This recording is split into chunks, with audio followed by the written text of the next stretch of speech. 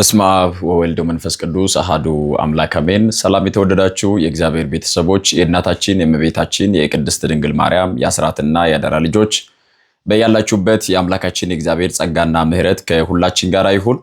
አምላካችን እግዚአብሔር ቢረዳን ደግሞ ቢፈቅድልን ዛሬ አጠር ላለ ደቂቃ አብረን የምንቆይበት የትምህርታችን መነሻ ሐሳብ የሚሆነው የእግዚአብሔርን ዝምታ መረዳት እንችላለን ወይ? እንዴት አድርገን ነው የእግዚአብሔርን ዝምታ የእግዚአብሔርን ፈቃድ የምንረዳው? በዚህ ጉዳይ መጽሐፍ ቅዱስ ምን ይላል የሚሉትን ዋና ዋና ሐሳቦችን እናነሳለን። እንደሚታወቀው ሰው የእግዚአብሔርን ቃል ሲሰማ ይጽናናል። የእግዚአብሔር ቃል የሚያጸና፣ የሚያበረታ፣ የሚያጽናና፣ የተሰበረውን የሚጠግን፣ የጎደለውን የሚሞላ፣ ያዘነውን የሚያጽናና የተስፋ ቃል ነው። የእግዚአብሔር ቃል ሕያው ቃል ነው። የእግዚአብሔር ቃል የሚያበረታ ቅዱስ ቃል ነውና ይህንን ቃል ሁላችንም በእምነት ሆነን እንድንሰማ አምላካችን እግዚአብሔር ሁላችንንም ይርዳን። እንግዲህ በዚህ ዓለም ላይ በምንኖርበት ህይወት ልዩ ልዩ ፈተና በኑሯችን፣ በህይወታችን፣ በስራችን ያጋጥመናል። በሚገጥሙን ፈተናዎች ሁሉ ብዙ ጊዜ የምናቀርበው ጥያቄ እግዚአብሔር ለምን ዝም ይላል የሚል ነው። ለምሳሌ በምድራችን ላይ ሰዎች በረሃብ ሲሰቃዩ፣ ሰዎች በበሽታ ሲሰቃዩ፣ ሰዎች በጦርነት ሲሰቃዩ፣ በብዙ ወጥመድ ውስጥ ሆነው በስጋት የመከራ ስጋት ወርዶባቸው ብዙ መከራዎችን በህይወታቸው ሲያሳልፉ እግዚአብሔር ለምን ዝም ይላል የሚል ጥያቄ ይነሳል። የእግዚአብሔር ዝምታ በብዙ መከራ ውስጥ በሚያልፉ ሰዎች አንደበት እግዚአብሔር ለምን ዝም ይላል የሚለው ሐሳብ ይነሳል። እንዳጠቃላይ ይሄንን ተመለከትን እንጂ በእያንዳንዳችን የግል ህይወት፣ በእያንዳንዳችን ስራ፣ በእያንዳንዳችን ኑሮ የሚነሱ ብዙ ችግሮች አሉ። ለምሳሌ ከልጅነታችን ጀምሮ ያለፍንባቸው መንገዶች፣ ያሳለፍናቸው መከራዎች፣ የተሻገርናቸውን ፈተናዎች እያንዳንዱን ወደኋላ መለስ ብለን ብንመለከታቸው እኛ ሲሳካልን ውለታ ስለምንበላ ስለምንረሳ እንጂ እግዚአብሔር በብዙ መከራ ውስጥ አሻግሮናል። ነገር ግን እኛ በተሻገርንበት ፈተና፣ እኛ በተሻገርንበት መከራ፣ እኛ ያሳለፍናቸውን ውጣ ወረዶች በሙሉ ዛሬ ላይ የሚቀበሉ ደግሞ ብዙ ሰዎች አሉ። ከኛ በፊት ያሉ ደግሞ ያሳለፉትን እኛ ወደፊት ደግሞ የምንጋፈጥባቸው የምናልፋቸው ደግሞ ብዙ ፈተናዎች አሉ። ስለዚህ ከዚህ የተነሳ በህይወታችን ህመም ሲያጋጥመን፣ በህይወታችን ብዙ ችግር ሲያጋጥመን፣ ሰዎች ታመው በማይድን በሽታ ታመው በሞትና በህይወት መካከል ሆነው ሲሰቃዩ የሚያቀርቡት ጥያቄ ምንድነው? እኔ እንደዚህ ታምሜ እንደዚህ ሆኜ እግዚአብሔር ግን ለምን ዝም ይላል የሚል ነው። በጦርነት ምክንያት ምንም የማያውቁ ለጦርነቱ መንስኤ ያልሆኑ የጦርነቱ ጉዳይ የማይመለከታቸው ህፃናት በልዩ ልዩ ሜዳ ላይ ወድቀው ሲሰቃዩ እግዚአብሔር ግን ለምን ዝም ይላል የሚሉ ሐሳቦች በተደጋጋሚ ይቀርባሉ። ስለዚህ እግዚአብሔር ዝም ባለበት በዚያ ሰዓት ላይ የእግዚአብሔርን ፈቃድ መረዳት እንድንችል፣ የእግዚአብሔርን ዝምታ መረዳት እንድንችል፣ ዝምታ በመጽሐፍ ቅዱስ ውስጥ እጅግ በጣም ጠቃሚም ነው። ደግሞ ዝምታ በመጽሐፍ ቅዱስ ውስጥ የማያስፈልግበትም ጊዜ አለ። ስለዚህ ዝምታን እንዴት ነው የምንረዳው? ለምሳሌ ሰው ዝም ብሎ የእግዚአብሔርን ማዳን ተስፋ ቢያደርግ መልካም ነው ተብሎ በመጽሐፍ ተጽፏል። ስለዚህ በዝምታ የእግዚአብሔርን ማዳን ተስፋ ማድረግ፣ በዝምታ እግዚአብሔርን መጠበቅ እንደሚገባ መጽሐፍ ይናገራል። እኛ በዝምታ ስንጠብቅ የኛን ጸሎት፣ የኛን ልመና፣ የኛን መሻት ወደ እግዚአብሔር ስናስታውቅ እግዚአብሔር ለጸሎታችን፣ ለልመናችን፣ ለጥያቄያችን መልስ ሳይሰጥ ቢዘገይ የልቦናችንን መሻት የውስጣችንን ፍላጎት ሳያከናውንልን ሳያሳካልን እግዚአብሔር ዝም ካለ የእግዚአብሔርን ዝምታ እንዴት መጠበቅ አለብን? የእግዚአብሔርን ዝምታ እንዴት መረዳት አለብን የሚለው በሕይወታችን ውስጥ በጥንቃቄ መረዳት የሚገባን ጉዳይ ነው። ምክንያቱም እንደምታውቁት በዚህ ዓለም ላይ ሰዎች የእግዚአብሔርን ዝምታ ባለመረዳት ለምሳሌ ስለ ስራቸው ጸሎት ያቀርባሉ፣ ስለ ቤታቸው፣ ስለ ኑሯቸው፣ ስለደረሰባቸው ህመም፣ ስለገቡበት መከራ ወደ እግዚአብሔር ዘንድ ጸሎት ያቀርባሉ። እግዚአብሔር ደግሞ ራሱ ተናግሯል። የማቴዎስ ወንጌል ምዕራፍ 7 ቁጥር 7 ላይ ለምኑ ይሰጣችሁማል፣ ፈልጉ ታገኙማላችሁ፣ መዝጊያንም አንኳኩ ይከፈትላችኋል ያለው እግዚአብሔር ነው። መዝሙር 49 ቁጥር 15 ላይ በመከራ ቀን ጥራኝ አድንህም አለው አንተም ደግሞ ታከብረኛለህ ያለው እግዚአብሔር ነው። ስለዚህ እግዚአብሔር ጥሩኝ ብሏል። በምን ቀን? በመከራ ቀን። ስለዚህ ሰው በበሽታ መከራ ውስጥ ሲገባ፣ በጦርነት መከራ ውስጥ ሲገባ፣ በረሃብ በእጦት መከራ ውስጥ ሲገባ፣ በብዙ የሰይጣን ፈተና ወጥመድ ውስጥ ገብቶ በመከራ ሲከበብ በመከራ ቀን ጥራኝ አድንህም አለው ወዳለው አምላኩ ይጮሃል፣ ይጠይቀዋል፣ እግዚአብሔርን ይለምነዋል። እግዚአብሔር በዚያ ሰዓት ላይ ዝም ካለ፣ እግዚአብሔር ፈጥኖ መልስ ካልሰጠ፣ የእግዚአብሔር ምላሽ ወደ ህይወታችን ካልመጣ እንዴት አድርገን ነው መጠበቅ የሚገባን የሚለውን ነው ማስተዋል የሚገባን። ምክንያቱም ሰዎች ይህንን ባለመረዳት ሃይማኖት ይቀይራሉ፣ በእግዚአብሔር ላይ ያጉረመርማሉ፣ እግዚአብሔር የለም ወደሚል ክህደት ይጓዛሉ። የእግዚአብሔርን ህልውናውን፣ ቸርነቱን፣ ረድኤቱን፣ አባትነቱን፣ ርህራሄውን ተጠራጥረው በመጨረሻም ክደው ይወጣሉ። ለምን ሲባል የእግዚአብሔርን ዝምታ እንዴት መጠበቅ እንደሚገባቸው አላወቁም። የእግዚአብሔርን አምላክነቱን፣ ቸርነቱን፣ ረድኤቱን፣ በረከቱን፣ አባትነቱን፣ ርህራሄውን አልተገነዘቡትም። ከዚህ የተነሳ ሁሉን ቻይ የሆነውን አምላክ ምንም ማድረግ እንደማይችል ደካማ አድርገው ይቆጥራሉ። ቸርና ለጋስ የሆነውን ጌታ እንደማይሰጥ አድርገው ይቆጥራሉ። ሰማይን የዘረጋ ምድርንም የፈጠረ የሚታየውን የማይታየውን ሁሉ ካለመኖር ወደ መኖር አምጥቶ የፈጠረውን ጌታ በደረሰባቸው ፈተና፣ በመጣባቸው ህመም፣ በልዩ ልዩ መከራ ያንን መከራ ተመልክተው የእግዚአብሔርን ማንነቱን፣ ባህሪውን፣ ህልውናውን ክደው አጉረምርመው ከሃይማኖት መንገድ ይወጣሉ። ስለዚህ ይሄ ከምን የተነሳ ነው ከተባለ የእግዚአብሔርን ዝምታ የምንጠብቅበትን መንገድ አለማወቃችን ነው። ስለዚህ በመጽሐፍ ቅዱስ ውስጥ የምናውቃቸው አባቶቻችን እንዴት አድርገው ነው እግዚአብሔርን ዝምታውን እንዴት ተረዱት? እንዴት አድርገው ጠበቁት? እግዚአብሔርስ ደግሞ ዝም ባለበት ጊዜ እነዚህ ቅዱሳን አባቶቻችን ዝምታውን፣ ትዕግስቱን፣ ቆይታውን ሳይሰለቹ፣ ሳያጉረመርሙ፣ ሳይወጡ በመጨረሻ ደግሞ በመጠበቃቸው እንዴት ተባረኩ የሚሉትን ዋና ዋና ነጥቦች መረዳት ያስፈልጋል። በመጀመሪያ ደረጃ እኛ በህመም ውስጥ ሆነን፣ እኛ በብዙ ፈተና ውስጥ ሆነን እግዚአብሔርን ጠይቀነው፣ እግዚአብሔርን ለምነነው፣ በጸሎት በምልጃ በልመና ወደ ቤቱ ተመላልሰን እግዚአብሔር ዝም ካለ የመጀመሪያ እያስተማረን ያለው እምነትን ነው ማለት ነው። ቃል ገብቶልን ቃሉ ካልተፈጸመ፣ ከዘገየብን፣ ይሰጠናል ብለን በተስፋ የምንጠብቀውን ነገር፣ የጓጓንለትን ነገር፣ የሚያስፈልገንን ጉዳይ ነግረነው ጠይቀነው ዕለት ዕለት በፊቱ ተንበርክከን እየጠበቅነው እግዚአብሔር ከዘገየ፣ እግዚአብሔር ዝም ካለ፣ ፈቃዱ ከዘገየብን ማድረግ የሚገባን የመጀመሪያው ነገር እግዚአብሔር የኔን እምነት ሊያበረታ ነው፣ እኔ በእምነት እንዳድግ፣ እኔ በእምነት እንድበረታ ነው እግዚአብሔር ይህንን ያደረገው ብለን ሳናጉረመርም በእምነት እግዚአብሔርን መጠበቅ ይገባናል። ምክንያቱም እግዚአብሔር ቢዘገይም የሚቀድመው የለም። ጸሎት ይመልሳል እግዚአብሔር። እንኳን ኖረን ሞተንም ከመቃብር ቀስቅሶ እግዚአብሔር ጸሎትን ይመልሳል። ምክንያቱም ይህንን መረዳት በጣም ቀላል ነው። ሙሴ ፊትህን ማየት እሻለሁ አለ። ያንተን ክብር፣ ያንተን ፊት ማየት እፈልጋለሁ አለ። ዘጸአት ምዕራፍ 33 ላይ እግዚአብሔር እንደዚህ አለው፣ አሁን ፊቴን ማየት አትችልም፣ ጀርባዬን ታያለህ አለው። ከብዙ ሺህ ዓመታት በኋላ እግዚአብሔር ሙሴን ከብሔረ ሙታን ቀስቅሶ አመጣውና በታቦር ተራራ ላይ ፊቱን ገለጠለት። የማቴዎስ ወንጌል ምዕራፍ 17 ላይ ተመልከቱ። ስለዚህ እንኳን በህይወት ኖረን እንኳን በምድር ላይ ከሰማይ በታች ባለች ምድራዊ ህይወት ይቅርና እግዚአብሔር ከሞት ቀስቅሶ ጸሎት የሚመልስ ታማኝ አምላክ ነው። ቢዘገይም የሚቀድመው የለም። ሁሉን ቻይ የሆነ ጌታ ነው። ስለዚህ የእግዚአብሔር ዝምታ፣ የእግዚአብሔር መዘግየት እኛን የሚያስተምረን እምነታችን እንዲጨምር፣ በእምነት እንድናድግ ነው። ለምሳሌ እግዚአብሔር አብርሃምን እንደዚህ አለው። ዘፍጥረት ምዕራፍ 12 ከቁጥር 1 ጀምሮ እንደምንመለከተው እግዚአብሔር አብርሃምን ከካራን ውጣ አለው። የሚባርኩን እባርካለሁ፣ የሚረግሙ የተረገሙ ይሆናሉ። ዘርህን እንደ ምድር አሸዋ አበዛለሁ፣ እንደ ሰማይ ከዋክብትም አበዛሃለሁ። የሰማይ ከዋክብት እንደማይቆጠሩት የምድርም አሸዋ ተቆጥሮ እንደማያልቅ ልክ እንደዚሁ እኔ ደግሞ ዘርህን አበዛለሁ አለው እግዚአብሔር።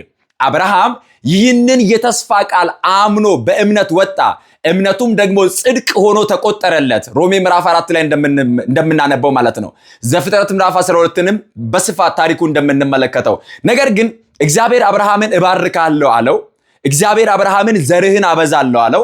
እግዚአብሔር አብርሃምን ብዙ የተስፋ ቃላትን ነገረው። ነገር ግን አብርሃም እንደወጣ አልተባረከም። አብርሃም እንደወጣ አልጋ በአልጋ አልሆነለትም። ተራበ፣ እንጀራ ፍለጋ ተሰደደ፣ ብዙ መከራ፣ ብዙ ፈተና አሳለፈ አብርሃም። ይህ ብቻ አይደለም፣ ዘርህን እንደ ሰማይ ከዋክብት እንደ ምድር አሸዋ አበዛሃለሁ፣ የባረኩ ይባረካሉ፣ የረገሙ የተረገሙ ይሆናሉ ብሎ እግዚአብሔር ተስፋ ገብቶለታል። ነገር ግን አብርሃም ኦሪት ዘፍጥረት ምዕራፍ 15 ላይ ልጅ በማጣት ይሰቃይ እንደነበረ፣ በልጅ ጦት ይፈተን እንደነበረ፣ ብዙ መከራ እንደደረሰበት፣ ከዚህም የተነሳ ዕለት እግዚአብሔርን በእምነት እየጠበቀው እንደነበረ ታሪኩ ያሳየናል። እባርካለሁ አለው፣ ሳይባርከው ብዙ ፈተናዎችን አሳለፈ። ዛሬ መረዳት የሚገባን ክርስቲያን የሆነው መከራ ላይደርስብን አይደለም። የመከራ ሽሽት አይደለም። የምድራዊ ነገር ጉዳይ ሸሽተን አይደለም። በጣም ብዙ ሰዎች በዚህ ዓለም ላይ በክርስትና ስም ብዙ የስህተት ትምህርቶችን ሲያስተምሩ እንመለከታለን።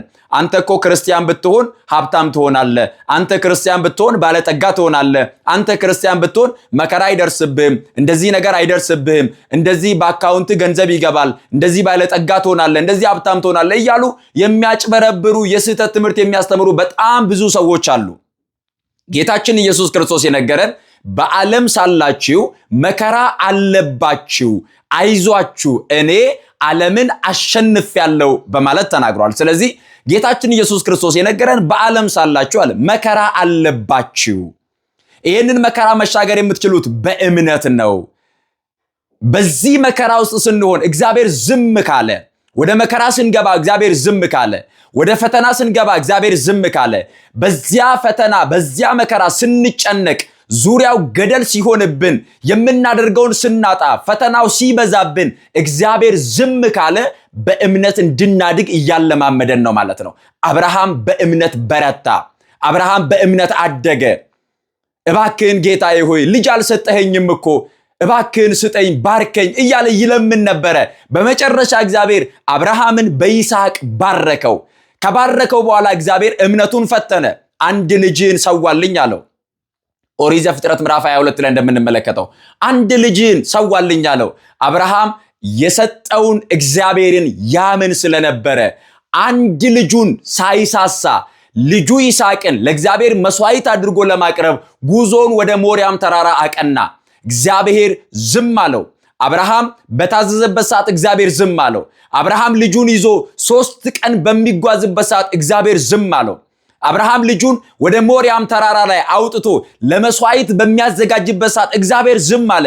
በመጨረሻ አብርሃም የመሰዊያውን ቢላ ሲያነሳ እግዚአብሔር ተናገረ፣ እምነትህን አይቻለሁ አለ።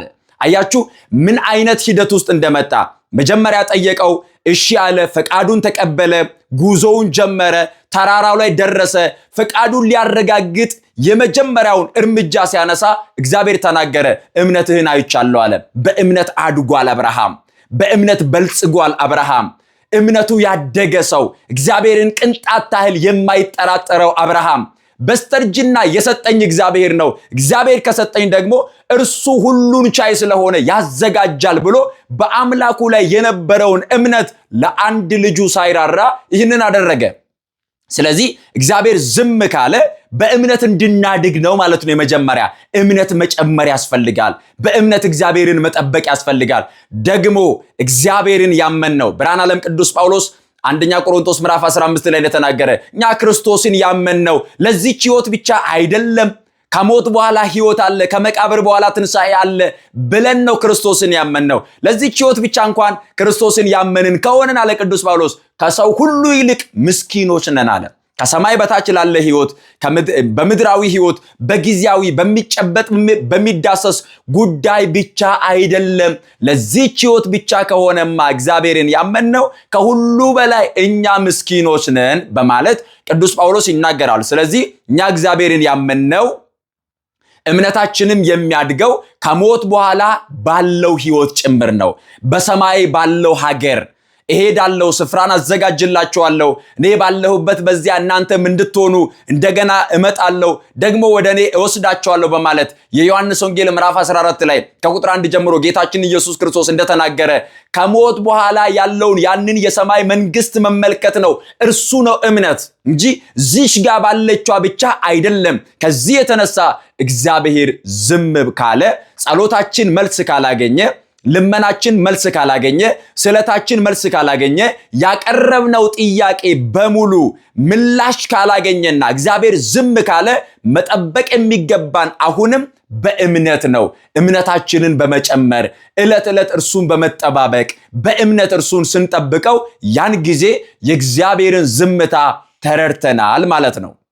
የእግዚአብሔርን ዝምታ በዚህ መልኩ መረዳት ይቻላል። ምክንያቱም እግዚአብሔር እኛን የሚጠብቀን ወደ መከራ እንዳንገባ ብቻ አይደለም፣ ከመከራም ጭምር ሊያወጣን ነው። ለምሳሌ እግዚአብሔር ሶስቱን ሕፃናት ትንቢተ ዳንኤል ምዕራፍ 3 ላይ ተጽፎ የሚገኙትን አናንያ፣ አዛርያ፣ ሚሳኤል የሚባሉትን ወጣቶች እግዚአብሔር እንዴት አድርጎ እንደጠበቃቸው በመጀመሪያ የምናመልከው አምላካችን እግዚአብሔር አሉ ከሚነደው እሳት ያድነናል አሉ። አያችሁ፣ እምነት አላቸው። ምን ያደርገናል? ያድነናል። ባያድነንም እንኳን አሉ በዚህ መንገድ እንድናልፍ ፈቃዱ እንኳን ቢሆን ወደ እሳት ውስጥ ስንገባ እግዚአብሔር ዝም እንኳን ቢል፣ አያችሁ፣ ባያድነንም እንኳን አንተ ላቆምከው ጣዖት አንሰግድም፣ ምክንያቱም እኛ በእግዚአብሔር እናምናለን በማለት ተናገሩ። እግዚአብሔር ጠበቃቸው። በንጉሱ ዘንድ ሲቀርቡ እግዚአብሔር ዝም አለ። እጅና እግራቸው ሲታሰር እግዚአብሔር ዝም አለ። 7 እጥፍ ወደ ነደደው ወደ እቶን እሳት ሲወረወሩ እግዚአብሔር መልአኩን ላከ። አያችሁ፣ በእሳት ውስጥ እንዲጫወቱ፣ በእሳት ውስጥ በሰላም እንዲኖሩ፣ በሚነደው እሳት ውስጥ እነሱ ግን አመስጋኞች፣ አምላኪዎች እንዲሆኑ የእግዚአብሔር ፈቃድ ሆነ።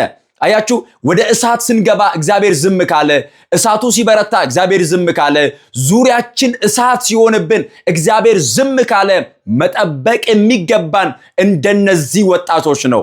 የምናመልከው አምላካችን እግዚአብሔር ከእሳት ያድነናል። የምናመልከው አምላካችን እግዚአብሔር ከጥፋት ያድነናል። የምናመልከው አምላካችን እግዚአብሔር ከሚነደው እሳት ያድነናል። ባያድነንስ ምስክሮች እንድንሆን ነው። ባያድነንስ ሰማዕታት እንድንሆን ነው። ባያድነንስ አመስጋኞች እንድንሆን ነው። ባያድነንስ እርሱን ያመንነው ለምድራዊ ጉዳይ ብቻ አይደለም፣ በሰማይ ሀገር አዘጋጅቶልን ነው። ሽልማት አዘጋጅቶልን ነው። አክሊል አዘጋጅቶልን ነው። ስለዚህ እምነታችንን በዚህ ልክ ስናደርገው ያን ጊዜ የእግዚአብሔርን ዝምታ መረዳት እንችላለን። ስለዚህ ወገኖቼ በዚህ ሰዓት ላይ የታመማችሁ፣ በደዌ ዳኛ በአልጋ ቁራኛ ተይዛችሁ በየሆስፒታሉ በየጸበል ስፍራው የምትንከራተቱ ወገኖቻችን ሁላችሁ እግዚአብሔርን በእምነት ጠብቁት። እግዚአብሔርን በእምነት ለምኑት። እግዚአብሔርን በእምነት ከእርሱ ጋር ተነጋገሩ። ምክንያቱስ ያመናችሁት እግዚአብሔር ይክሳቸዋል። ያመናችሁት እግዚአብሔር ተስፋ ሰጥቷቸዋል። ያመናችሁት እግዚአብሔር ለጊዜያዊ ነገር ብቻ ሳይሆን በሰማይ ላለውም ሀገር ስፍራ አዘጋጅቶላቸዋል። ስለዚህ እግዚአብሔር የታመነ ነው። ባናምነው እንኳን ታምኖ ይኖራል፣ ራሱን ሊክድ አይችልምና ተብሎ እንደተጻፈ ባናምነው እንኳን እግዚአብሔር የታመነ ነውና እግዚአብሔርን በእምነት መጠበቅ ይገባናል። ሳናጉረመርም በእምነት መጠበቅ፣ ሳንጠራጠር በእምነት መጠበቅ፣ ተስፋ ሳንቆርጥ በእምነት መጠበቅ፣ ብዙ ነገሮቻችንን ተመልክተን ሳንፈራ ሳንሸበር በእምነት መጠበቅ። ያን ጊዜ የጠበቅነው እግዚአብሔር አሳልፎ አይሰጠንም። ከገባንበት ጉድጓድ፣ ከወደቅንበት መከራ፣ ካለንበት ፈተና ሁሉ እግዚአብሔር ያሻግረናል። አያችሁ፣ የመጀመሪያው በእምነት መጠበቅ ነው ብለናል። እግዚአብሔርን በእምነት መጠበቅ ልክ እንደ አብርሃም፣ ልክ እንደነ ዳንኤል፣ ልክ እንደ 3 ደቂቅ፣ እንደ 3 ሕፃናት እንደነዚህ ሁሉ እግዚአብሔርን በእምነት መጠበቅ። ያን ጊዜ እግዚአብሔር ይባርከናል። ያን ጊዜ እግዚአብሔር የገባልንን መለኮታዊ ቃል ኪዳን ሁሉ ሊፈጽም የታመነ ነው። እንደ ሙሴ፣ እንደ ኢያሱ፣ ልክ እንደ ቀደሙት አባቶቻችን እግዚአብሔርን በእምነት መጠበቅ ነው የመጀመሪያው። ሁለተኛው ደግሞ እግዚአብሔርን በትዕግስት መጠበቅ። እግዚአብሔርን በትዕግስት መጠበቅ እንደሚገባ ሐዋርያው ቅዱስ ያዕቆብ ሲናገር የያዕቆብ መልእክት ምዕራፍ 5 ከቁጥር 7 እስከ 11 ድረስ እንደዚህ ይላል። አነብላችኋለሁ። እንግዲህ ወንድሞች ሆይ ጌታ እስኪመጣ ድረስ ታገሱ። እነሆ ገበሬው የፊተኛውንና የኋለኛውን ዝናብ እስኪቀበል ድረስ እርሱን እየታገሰ የከበረውን የመሬት ፍሬ ይጠብቃል። እናንተ ደግሞ ታገሱ፣ ልባችሁንም አጽኑ፣ የጌታ መምጣት ቀርቧልና። ወንድሞች ሆይ እንዳይፈረድባችሁ እርስ በርሳችሁ አታጉረምርሙ፣ እነሆ ፈራጅ በደጅ ፊት ቆሟል። ወንድሞች ሆይ የመከራና የትዕግስት ምሳሌ የሆኑትን በጌታ ስም የተናገሩትን ነቢያትን ተመልከቱ። እነሆ በትዕግስት የጸኑትን ብፁዓን እንላቸዋለን። ኢዮብ እንደታገሰ ሰምታችኋል፣ ጌታም እንደፈጸመለት አይታችኋል። ጌታ እጅግ የሚምር የሚራራም ነውና ይላል። ቅዱስ ያዕቆብ ይህንን ሲናገር እግዚአብሔርን በትዕግስት መጠበቅ እንደሚገባ ነገረን። የትኛውም በልዩ ልዩ አይነት ፈተና ውስጥ ብትገቡ፣ መከራ ውስጥ ብትገቡ እንኳን እግዚአብሔርን በትዕግስት ጠብቁት በማለት ቅዱስ ያዕቆብ ስለ ትዕግስት አስተምሮናል። አስቀድሞ ቅዱስ ያዕቆብ በምዕራፍ 1 ከቁጥር 3 ጀምሮ ስንመለከት በትዕግስት በእምነት እግዚአብሔርን መጠበቅ እንደሚገባ ደግሞ በስፋት ይናገራል። እንደዚህ ይላል፣ ወንድሞች ሆይ የእምነታችሁ መፈተን ትዕግስትን እንዲያደርግላችሁ አውቃችሁ ልዩ ልዩ ፈተና ሲደርስባችሁ እንደ ሙሉ ደስታ ቁጠሩት። ትዕግስትም ምንም የሚጎርላችሁ ሳይኖር ፍጹማንና ምሉዓን ትሆኑ ዘንድ ስራውን ይፈጽም በማለት ይናገራል። ይሄንን በሚገባ ከተናገረ በኋላ ሰው ምንም እንኳን ልዩ ልዩ ፈተና ቢደርስበት፣ መከራ ቢደርስበት እግዚአብሔርን በትዕግስት መጠበቅ እንደሚገባው ቀድሞ ከተናገረ በኋላ ምዕራፍ 5 ቁጥር 7 ጀምሮ እስከ ቁጥር 11 ድረስ ደግሞ እነዚህን አባቶች ምሳሌ በማድረግ በትዕግስት የጸኑትን ብፁዓን እንላቸዋለን። አባቶቻችን ነቢያት፣ አባቶቻችን የቀደሙት እንዴት በትዕግስት እንደጠበቁት እንዴት እንደተባረኩት ሰምታችኋል ይልና በስም ጠርቶ ስለ ኢዮብ ይናገራል። ኢዮብ እንደታገሰ ሰምታችኋል ይላል። ኢዮብ እንደታገሰ ሰምታችኋል ምን ማለት ነው?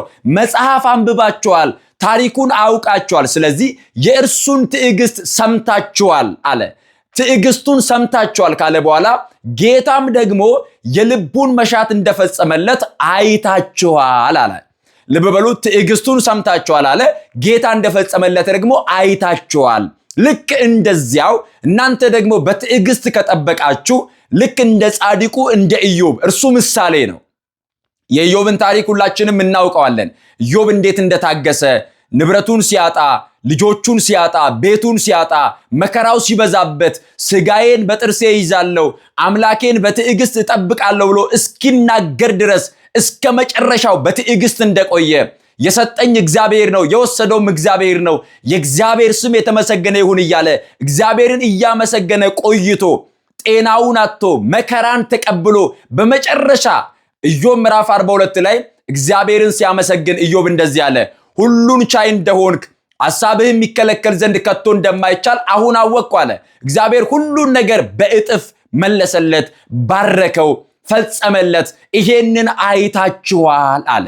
ነገር ግን ልጆቹ ሲሞቱበት፣ መከራን ሲቀበል፣ ሀብት ንብረቱ ሲወድም፣ ጤናው ሲጠፋ፣ ይሄንን ሁሉ መከራ ኢዮብ ሲቀበል እግዚአብሔር ዝም ብሎ ይጠብቀው ነበር። በመጨረሻ ግን ባረከው። አያችሁ፣ የእግዚአብሔርን ዝምታ ኢዮብ በትዕግስትን የጠበቀው በትዕግስትን የጠበቀው። ዛሬም የትኛውም አይነት ፈተና ቢደርስብን፣ የትኛውም ልዩ ልዩ መከራ ቢመጣ በሕይወታችን ከሰማይ በታች በሰው የደረሰው ሁሉ ቢደርስባችሁ እንደቀደሙቱ በእምነት እግዚአብሔርን ጠብቁ። እንደቀደሙት አባቶቻችሁ በዝምታ በእምነት ደግሞ በትዕግስት እግዚአብሔርን ጠብቁት። ይህንን ካደረጋችሁ ትባረካላችሁ። ይህንን ካደረጋችሁ አይደለም የምድሩን የሰማዩን ትወርሳላችሁ።